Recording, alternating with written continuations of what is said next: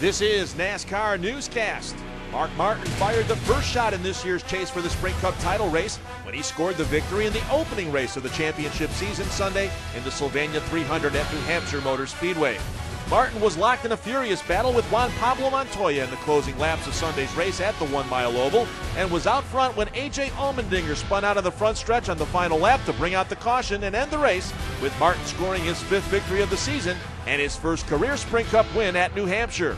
Came up here with a great attitude, with the pressure off of us that we've been carrying around pretty much since the 4th race of the season. And they had a great plan for the car, and they got the car in race trim, strong lap times, and strong enough that I thought, gosh, if we could stumble around and get in the front here.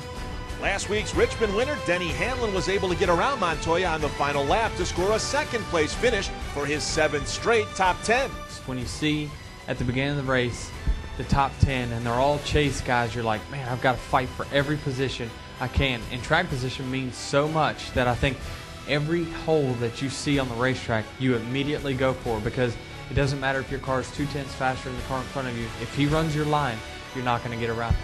Montoya, who started from the pole and made his 100th career start on Sunday, finished 3rd, with Jimmy Johnson shooting for a 4th straight series championship 4th, and Kyle Busch rounding out the top 5.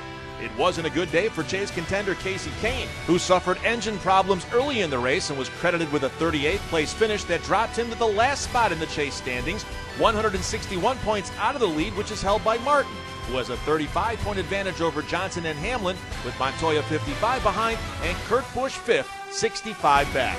The chase now heads to Dover International Speedway for race number 2 next Sunday, the AAA 400.